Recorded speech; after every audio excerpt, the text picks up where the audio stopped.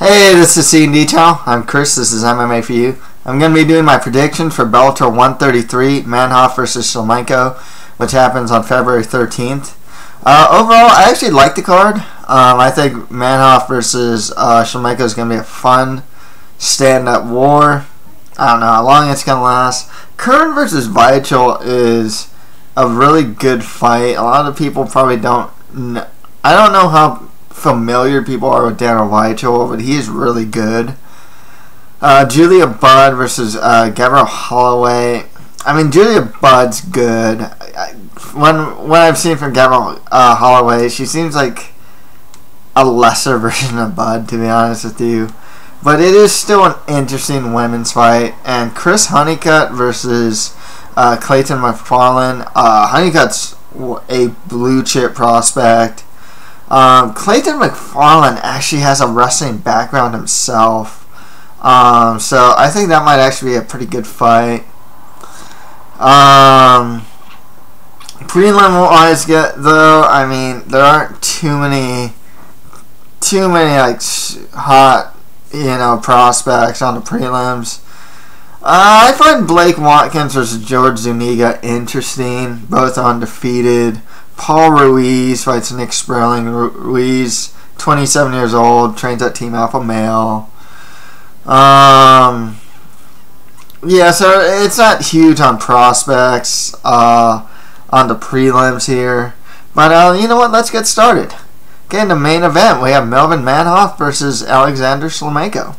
Shlemenko has a 51-9 record, 29 wins by KO or TKO, 8 wins by sub. He also has 4 losses by submission. He's 30 years old, trains out of Rust Fighters with the likes of like Kurashkov and others. He's a former Bellator middleweight champion. He lost it to Brandon Halsey. He is small for 185. Make no mistake about it. This guy, if he really wanted to, he can probably cut to 170. And he's noticeably small for a weight class. However, he does have strong kickboxing. He uses body strikes really well. He's also really well known for his spinning strikes. He's got a really good chin. Strong cardio. He's gone 5 rounds. A couple of times, actually. With, like, Hector Lombard.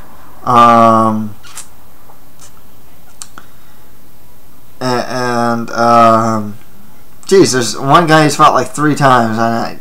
Whose name is absolutely escaping me right now, who's not that bad.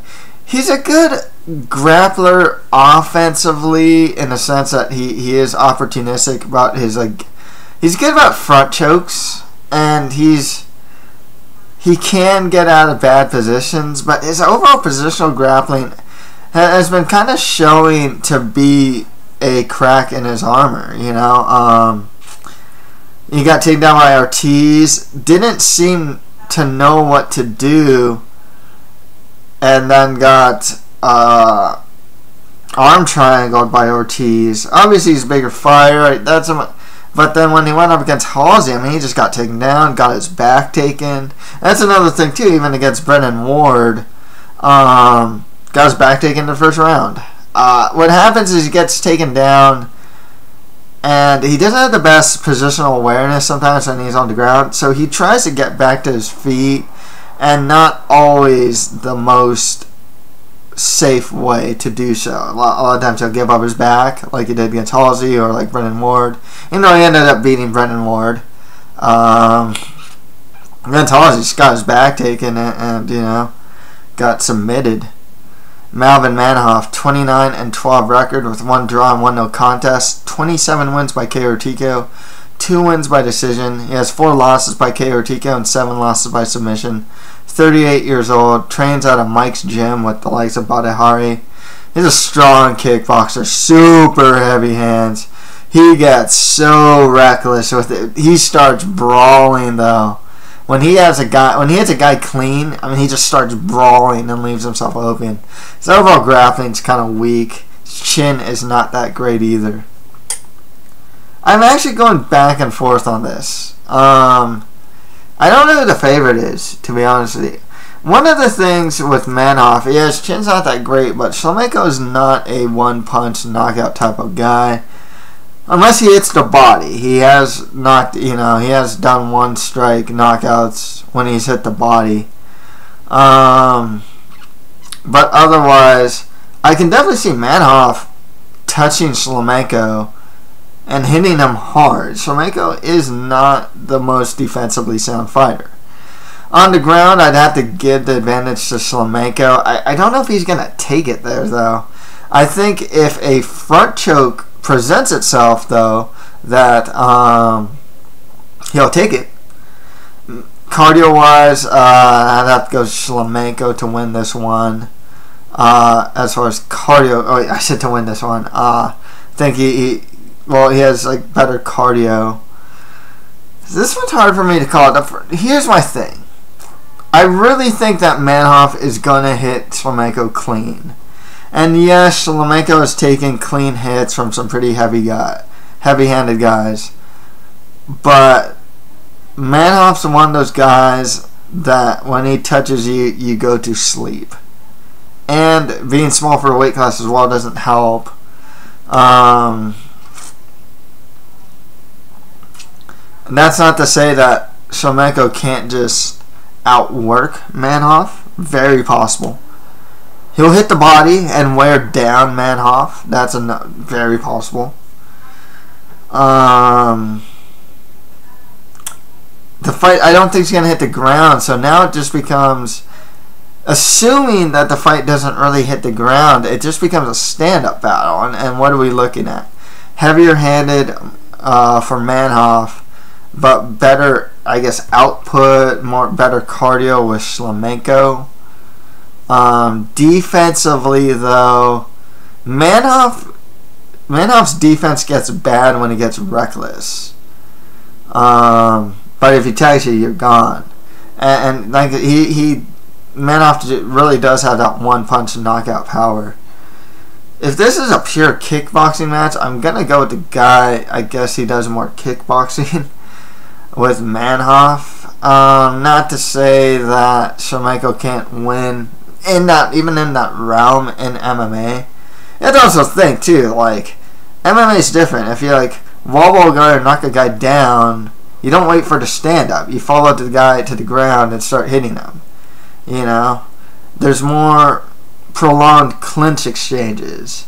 If Shlemenko gets in trouble, he can like clinch with Manhoef, or maybe even go for a takedown. So I mean, it's still very different in the sense of what you can do in MMA versus kickboxing. I'm gonna go with Manhoef though. Can't say I'm confident because I've already explained that Shlemenko has the better output. He has a better cardio. He can hit the body and wear down Manhoef. My thing is Shlemenko's defense it's not that great. He just doesn't have that great of defense, and against a guy like Manhoef, Shlemenko can get away with it with some fighters, but I don't think he can get away with that with having like bad stand-up defense against Melvin Manhoef. Melvin Manhoef for the win here. If it goes to decision, Shlemenko probably. If it goes to the ground, Shlemenko. So I'm actually kind of counting on Manhoef KO or TKO over Shlemenko. He's got a really good chin, but like I said, Manhoef is just one of those guys that can break good chins. Next fight after that, Pat Curran fights Daniel Weichel. Pat Curran has a 20-6 record, 5 wins by KO or TKO, 7 wins by sub, 27 years old, training out of Team Curran. I know he's actually jumped around. He was supposed to train at Team Takedown, and I believe he moved back to Team Curran. He is a former Bellator featherweight champion. Won it twice, actually. He won it from Joe Warren, lost it, then won it to Daniel Strauss, and then beat Daniel Strauss. He's at his best. He's a strong counter striker with really good defense. He's a good wrestler, both offensively and defensively. His scrambles are he's a strong scrambler too, actually. You can see, even in his fight like with Patricio Pitbull in his last fight, there was like one exchange, one like grappling exchange where it's just like this big scramble. His Brazilian Jiu-Jitsu is actually solid as well. Daniel Weichel, 34-8 record, 5 wins by KO TKO, 21 wins by sub. House has 4 losses by KO TKO and 3 losses by sub. 30 years old, on a 6-fight win streak. He's got some strong Brazilian Jiu-Jitsu skills, a good wrestler, and solid stand-up, actually. If I'm not mistaken, he knocked out Des Green. Knocked out another opponent, too, on his way to... Well, he was in a tournament, and he won it, but I don't think they're actually working... I think they're kind of disregarding these guys who've won Bellator tournaments at this point, in the sense of they're not getting them title shots. But I mentioned the Des Green fight because you know, I think Des Green's actually a pretty good prospect, and for Daniel Weichel to finish him is pretty good. And like I said, just a really well-rounded guy. I want to say he's beaten like what? I think he beat Frodo Hospolayev as well, so he's been some pretty tough competition. Pat Curran's been kind of up and down too, so this is kind of interesting. You know, that counter striker that I've seen before, I don't see it as much with him. But he, you know, with Pat Curran, he's still a really good all-around fighter. I'm gonna go with Pat Curran to win this one. I think he might be able to outstrike Weichel. He's gonna really mind his P's and Q's here, though, because Weichel's just like how Pat Curran's good everywhere. So is Daniel Weichel, actually. I noticed that Pat Curran too, defensively, he used to be just like the guy used to be like a brick wall, and lately I see him dropped a lot more. Got dropped by like Darren Strauss in their second fight. Got in bad positions. Patricio Pitbull managed to knock him down multiple times. So I kind of noticed his stand-up defense and the skills that brought him to the game have slowly and surely been going by the wayside with Pat Curran. Like I said, Dan Weichel is a good fighter. If he wants to grind, he can grind. He did that against Matt Bassett, if I'm not mistaken. Just took him down, grinding him out. Solid Brazilian Jiu-Jitsu practitioner. And his stand-up, he has knocked guys out. But I'll go with Pat Curran to win this one. Like I said, at his best, you know, he's good everywhere. He is a good striker. Pretty good defensively, even though as of late his defense has not been as strong as it used to be. And his ground game is also very solid. He's a good scrambler too. So Pat Curran for the win there. And next right after that, Juliet the Jewel Bud fights Gabrielle Gabinator Holloway. So Julia Budd, 6-2 record, 3 wins by KO TKO, 1 win by sub. She's 31 years old on a 4-fight win streak. She last fought in December 2013. She actually has a kickboxing background and actually has a solid kickboxing, but she's becoming something more of a grinder. She's using a lot more offensive takedowns and top control to get wins. It's not always the most aesthetically pleasing thing to watch, though, Julia Budd, because she is becoming more of a grinder. It's very effective for her, though, and it is letting her win, but it is not always the most exciting. She does actually try to pass guard, which is good, but otherwise, yeah, she has become something of a grinder. Okay, Holloway, 4-1 record, 1 win by TKO, 1 win by sub, 24 years old. Interestingly enough, I actually watched one of her fights. I wasn't one of her pro fights. I was like her very last amateur fight. That's the only footage I can find of hers. And she was also, the way she won her fight was through grinding. She used offensive takedowns, get the fight to the ground, kind of stayed on top position, used some ground and pound here and there, and just kind of grinded out a victory. That's really what I could get from Holloway. I think Bud can probably do grind better than Holloway. Probably has a better stand-up as well. So I'll go with Julia Budd to win that one.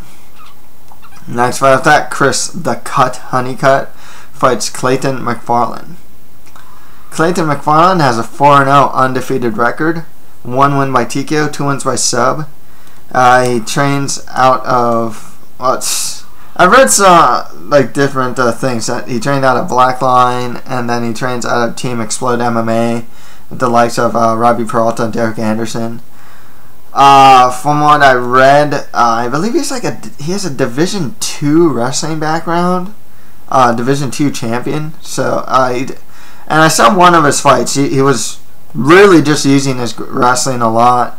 Brought his opponent up against it. I think it was his first pro fight. It's the only fight I've managed to watch from him. Took his opponent against a cage, tried to force a takedown and whatnot. He really looked like a wrestler doing MMA. I don't know what he looks like at this point because I know he has wins with probably like triangle choke and whatnot.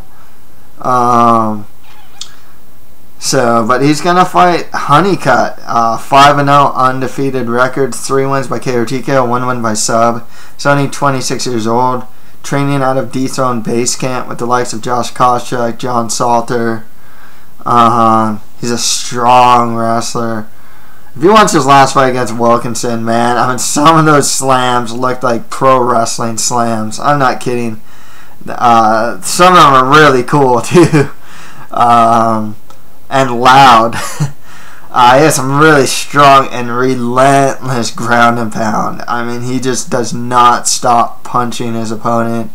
Super aggressive. I mean, really aggressive and really pushes forward. He still left some holes in his game in the sense that, he doesn't always stay super heavy on his opponent, but he can generate out top control. With his wrestling background, he was able to stay on top regardless. If a guy's trying to escape, he can just stay on top and follow the guy, for example. With that said, I gotta go with Chris Honeycutt to win this one. Like I said, blue chip prospect. He is someone to... ever since he got into MMA, I've been hearing about this guy. Him... Darren Caldwell's another one, super high level wrestler that I've been hearing about now that fights in Bellator. Bub Jenkins, too, Honeycutt's in that mold right now. Just up and coming prospect, sky's the limit, total blue chip prospect here. Chris Honeycutt for the win. Okay, so apparently with the prelims, there's prelims that will air after the televised card is going to happen, and prelims before the televised card. So I'll start with the ones before the televised card. Disclaimer, I am familiar with some of these guys, but I am not familiar with a lot of these guys. A lot of these picks are going to be pick'em fights. I did manage to watch some footage of Blake Watkins and George Zuniga. I've seen Paul Ruiz fight. So otherwise, all these other guys, I may have seen them, but I just don't remember them. Let's get this started. So King Arthur Arciniega fights Emilio Chavez. Emilio Chavez has a 7-5 record. 1 win by TKO, 2 wins by sub. He also has 2 losses by submission. 3-fight win streak. Trains out of Body Shop Fitness with the likes of Antonio McKee and Jesse Juarez. Arciniega has a 14-4 record.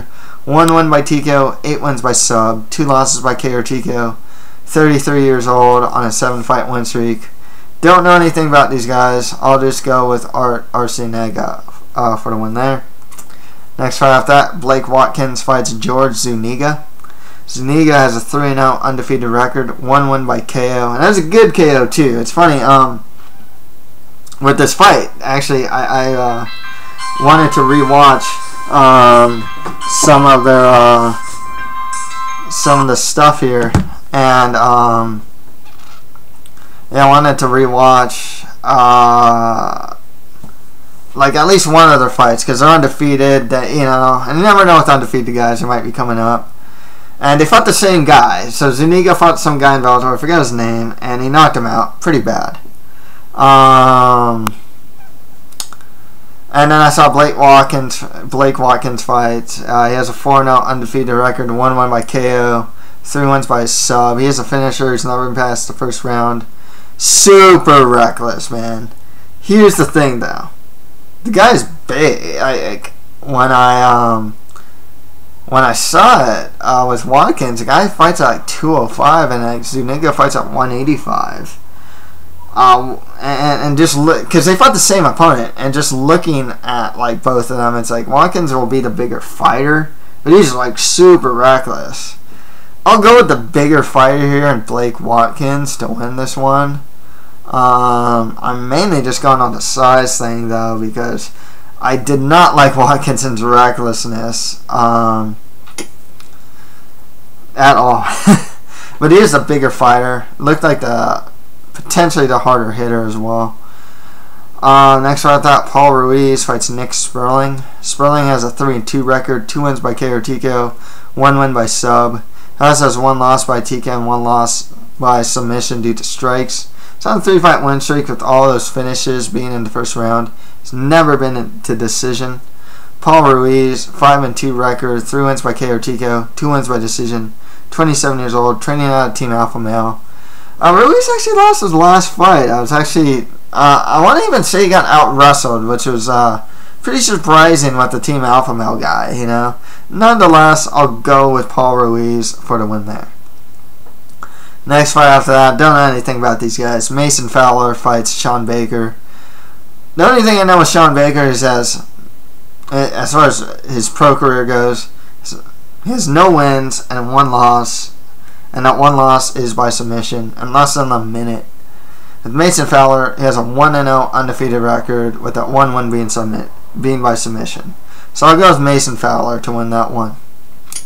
Okay, on the prelim card, these fights will follow or come after the televised card. So after Manhoef, Shlemenko, there's like more fights if you go on Spike.com. So Nick Bustamante fights Luis Jauregui, I guess. I don't know how to pronounce that last name. Don't know anything about these guys. Just know that with, I guess it's Jauregui. 2-1 record, 2 wins by TKO, 1 loss by submission, 2-fight win streak. He's never been past the second round as a pro. Nick Bustamante, 2-0 undefeated record, 1 win by TKO, 1 win by sub. Trains out of Dethrone base camp with like Honeycutt, John Salter, Josh Koscheck. He's also never been past the second round as a pro. I'll go with the guy who trains at the good camp, Nick Bustamante, for the win there. Next fight after that, John Paul Elias fights Cody Sons. Don't know anything about these guys. This is going to be interesting though, because Cody Sons has a 0-1 record, and that 1 loss is by TKO, so there's no wins. He's 3-3 as an amateur, with 1 win as an amateur by TKO and 1 win as an amateur by sub, and he's only 5'9". Elias is 6'4". Elias has a 2-0 undefeated record with 1 win by TKO and 1 win by sub. I'll go with the taller fighter here, John Paul Elias, for the win. Next fight after that, don't know anything about these guys either. Jonathan Contrestano fights Ryan Tobar. Ryan Tobar has a 3-1 record, 2 wins by KO or TKO, 1 win by sub. Trains on a last stand fight team with Michael McDonald. He is a finisher. Kelly McGill also trains out there. He's a good bantamweight, female bantamweight prospect.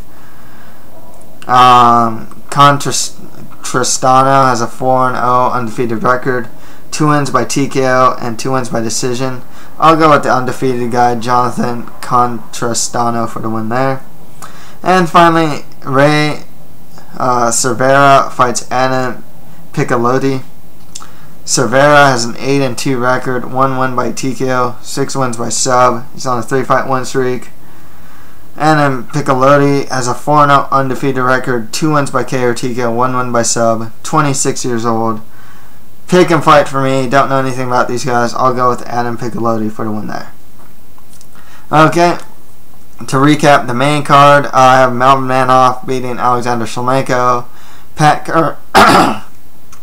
Curran over Daniel Weichel, Julia Budd over Gabrielle Holloway, and Chris Honeycutt beating Clayton MacFarlane. Okay, for the prelims, the ones that come before Spike, before the televised card, I have Arciniega beating Emilio Chavez, Blake Watkins over Zuniga, Paul Ruiz beating Nick Sperling, and Mason Fowler over Sean Baker.